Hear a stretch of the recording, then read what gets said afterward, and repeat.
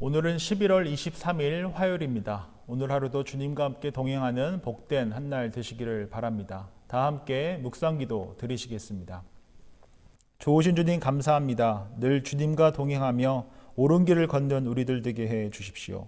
도움을 받는 곳으로 나를 높여줄 수 있는 곳을 찾아다니는 인생이 아닌 주님의 마음과 시선이 머무는 곳, 주님의 사랑과 구원이 필요한 곳으로 우리의 마음과 시선이 머물고 우리의 손과 발이 움직이는 삶 살아가게 해 주십시오. 그리하여 세상과는 다른 삶의 방식으로 인해, 세상과는 다른 셈법으로 인해 그리스도의 아름다움을 드러내는 우리 모두와 우리 교회 되게 해 주십시오. 주의 말씀을 받습니다. 주실 말씀으로 오늘 하루도 그리스도인답게 살아가는 우리들 되게 하여 주옵소서. 예수님의 이름으로 기도드립니다. 아멘. 다 같이 찬송가 524장 함께 찬양하시겠습니다.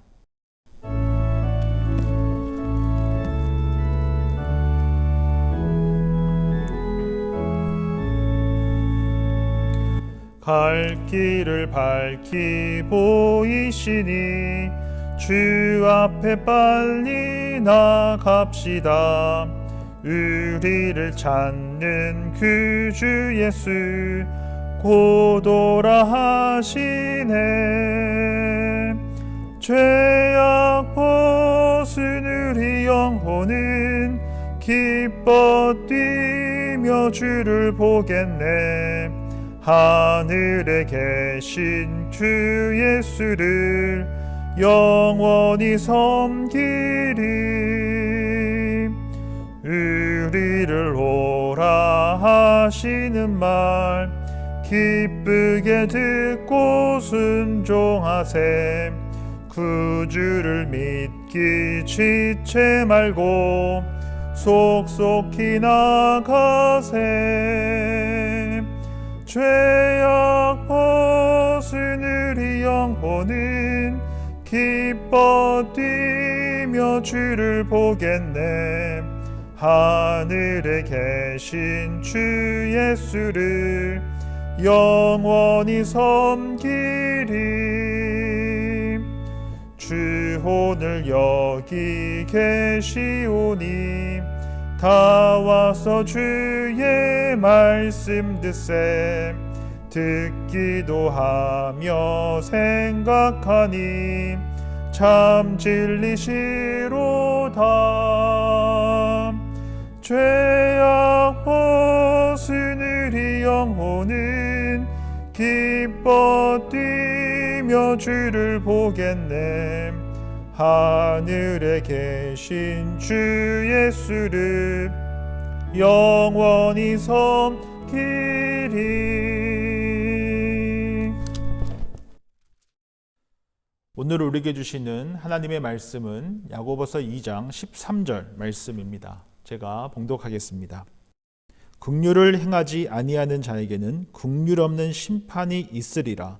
긍휼은 심판을 이기고 자랑하느니라. 아멘. 오늘은 야고보서 2장 8절부터 13절까지의 말씀을 함께 살펴보고자 합니다. 야고보 사도는 외모로 사람을 취하는 것은 잘못된 일이다라고 말했습니다. 거기에서 멈추지 않고 야고보 사도는 사람을 차별하는 것은, 외모로 판단하는 것은 죄를 짓는 것이다 라고 했습니다. 9절 말씀입니다. 만일 너희가 사람을 차별하여 대하면 죄를 짓는 것이니 율법이 너희를 범법자로 정죄하리라 했습니다. 사실 8절에 보면 내 이웃 사랑하기를 내 몸과 같이 하라 하신 최고의 법을 지키면 잘하는 것이거니와 했습니다.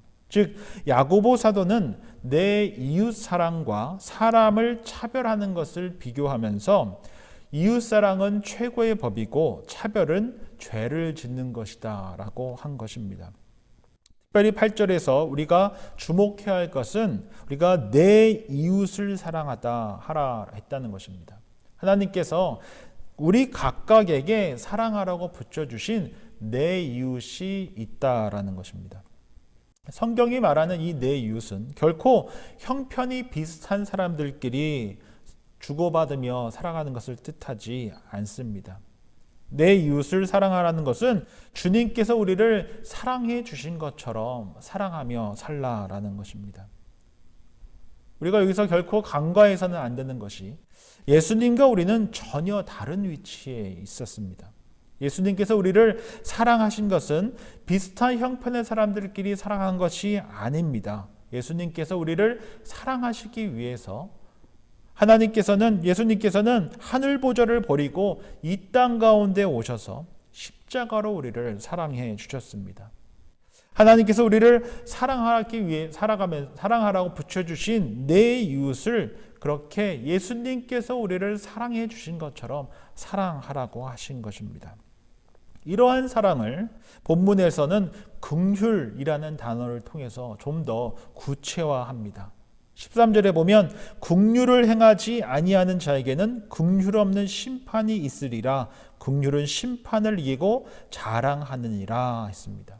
히브리어로 긍휼은 여자의 자궁에서 나온 말입니다. 그래서 이 단어는 같은 태에서 나온 이들에 대한 감정을 뜻합니다. 긍휼이란 같은 가족 간에 갖게 되는 마음입니다. 부모가 자녀에게 갖게 되는 마음입니다. 자녀들 간에 갖게 되는 마음입니다. 식구들끼리 갖게 되는 마음이다라는 것입니다. 그러한 사랑이다라는 것입니다. 헬라어로 긍휼은 원어적으로 보면 가난한 자, 힘없는 자, 고통 속에 있는 자를 불쌍히 여기는 마음과 행위를 뜻합니다. 마음과 행위가 함께해야 합니다. 말만 앞서는 것이 아니라 몸도 함께하는 것입니다. 이웃사랑의 계명을 구체적인 삶의 현장에서 실천하는 것입니다. 우리 신약성경에서 가장 대표적인 내용이 바로 탕자의 아버지의 마음일 것입니다. 또 강도 만난 자를 불쌍히 여겨 살린 선한 사마리아인의 마음일 것입니다. 우리 주님께서는 세리와 죄인들과 함께 하셨습니다. 그들을 가족 삼으셨습니다. 그렇게 가족처럼 사랑하신 것입니다. 그것이 바로 긍휼이다라는 것입니다. 정리해 보면 긍휼의 마음을 갖는다라는 것은 긍휼의 마음을 갖고 가족처럼 사랑하는 것입니다. 어려운 가운데 있는 사람들, 도움이 필요한 이들에게 채워주고 또 사랑해 주는 것, 정말 가족처럼 사랑하는 마음, 그런 사랑이 바로 긍휼이다라는 것입니다. 그렇다면 긍휼이 없는 대표적인 사람들이 누구입니까? 바로 바리새인들입니다. 종교인들입니다. 왜 예수님과 바리새인들이 각을 세우고 심지어 그들이 예수님을 죽이려고까지 했습니까? 바로 이 긍휼 때문이었다라는 것입니다. 마태복음 23장 23절 말씀입니다. 화 있을진저 외식하는 서기관들과 바리새인들이여, 너희가 박하와 회양과 근처의 11조는 들이되 율법의 더 중한 바 정의와 긍휼과 믿음은 저버렸도다. 그러나 이것도 행하고 저것도 버리지 말아야 할지니라. 바리새인들은 하나님과의 바른 관계도 또 이웃을 향한 긍휼의 마음도 또 예수님을 믿는 믿음 또한 없었습니다.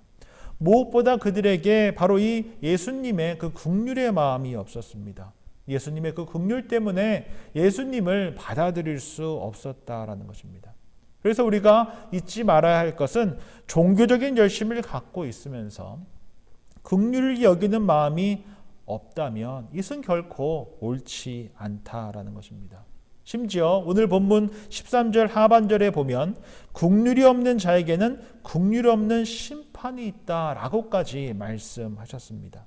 또한 긍휼은 심판을 이기고 자랑한다라고도 했습니다. 특별히 여기서 자랑한다라는 단어를 원어로 보면 의기양양해지다라는 의미입니다. 그리스도인들이 정말 하나님 앞에서 의기양양해질 수 있는 것은 외모가 아니라 얼마나 주님의 그 긍휼하심을 긍휼히 여기는 삶을 살아왔는가라는 것입니다. 세상에서 최고라고 여겨지는 것으로 자랑하며 살아가는 것이 아니라 우리 주님 앞에서 얼마나 긍휼한 삶을 살았는가가 우리가 자랑할 것이다 라는 것입니다. 예수님께서 하늘 보좌를 버리시고 이 땅 가운데 오셔서 우리를 사랑해 주시고 구원해 주신 것처럼, 우리를 하나님의 가족 삼아 주신 것처럼 내 이웃을 사랑하라고 붙여주신 그들을 사랑하는 것입니다. 긍휼의 마음으로 사랑하는 것입니다. 그것만이 우리가 자랑할 것이다 라는 것입니다. 오늘은 야고보서 2장 8절부터 13절까지의 말씀을 함께 살펴봤습니다. 차별은 믿음의 문제라고 했습니다. 누구를 믿는가, 무엇을 믿는가에 대한 문제입니다. 외모로 사람을 판단한다라는 것은 결코 예수님을 믿는 것이 아닙니다. 우리가 믿고 따르는 예수님께서는 나 같은 죄인을 살리시기 위해 성육신하셨습니다. 그리고 예수님은 성육신하셔서 단 한 번도 도움이 될 만한 사람들에게 굽신거리지 않으셨습니다. 단 한 번도 자신의 유익을 위해 사람을 이용하지 않으셨습니다. 도리어 섬기러 오셨습니다. 섬김을 받기 위해 오시지 않으셨습니다. 많은 이들의 대속물이 되기 위해서 오셨다라는 것입니다. 차별한다는 것, 외모로 사람을 판단한다는 것, 차별적으로 사람을 대한다는 것은 그러므로 믿음의 문제입니다. 누구를 믿느냐, 무엇을 믿느냐에 대한 문제다라는 것입니다. 또한 야고보는 차별이 아니라 긍휼로 살아야 한다 했습니다. 긍휼을 자랑해야 한다 했습니다. 이것이 바로 그리스도의 아름다움을 드러내는 것입니다. 그러므로 긍휼히 여기는 삶이 바로 성육신적인 삶입니다. 예수님께서 그러하셨던 것처럼 죄인의 자리로 찾아가셔서 나 같은 죄인을 구원하시고 사랑해 주신 것처럼 우리 또한 성육신적인 삶을 살아야 합니다. 예수 그리스도의 손과 발로 살아가야 한다라는 것입니다. 그런데 오늘날 많은 교회들은 성육신적인 삶을 살아가지 않고 도리어 탈육신적인 삶을 살아가려고 합니다. 더 많이 배우려고 합니다. 더 많은 영적인 무언가를 얻고자만 합니다. 이해하고자만 합니다. 머리로만 신앙생활을 하려고 합니다. 입으로만 신앙생활을 하려 한다라는 것입니다. 예수님께서는 성육신하셔서 우리에게 찾아와 주셨는데 오늘날의 교회는 탈육신적인 사역을 한다라는 것입니다. 도움이 필요하고 구원이 필요한 이들과 함께 하기보다 말로 사랑하고 온라인으로만 복음을 전하려고 한다라는 것입니다. 몸은 없고 말만 있는 것입니다.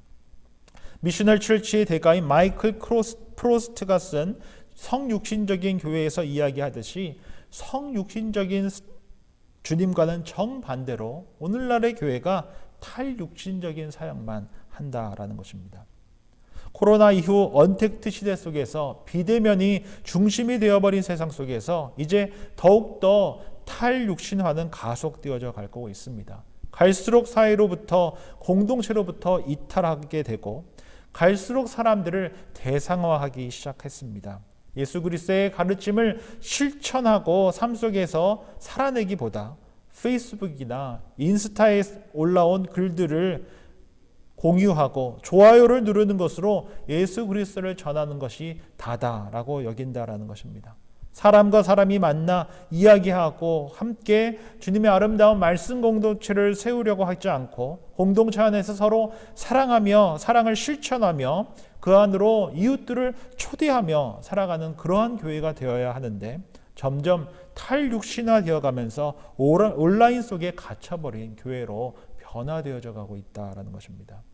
모쪼록 오늘 주신 말씀 기억하면서 예수님께서 내 이웃이 누구냐라고 물으셨을 때 답할 수 있는 저와 여러분들이 되기를 바랍니다. 한 번 사는 인생 속에서 내 이웃, 사랑하라고 붙여주신 이웃을 알고 사랑하며 살아가는 그렇게 긍휼을 멈추지 않고 살아내는 저와 여러분들이 되시기를 주의 이름으로 축원드립니다. 다 함께 공동기도 드리겠습니다.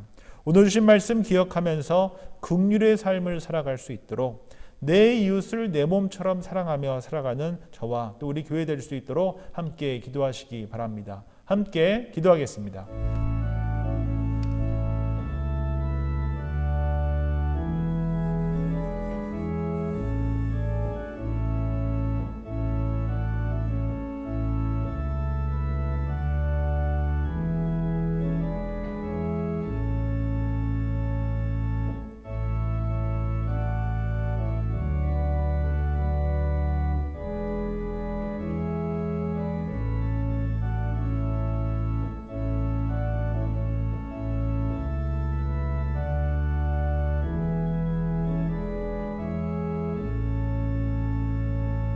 좋으신 주님 감사합니다. 오늘 주신 말씀 기억하면서 긍휼의 삶을 살아가게 해 주십시오.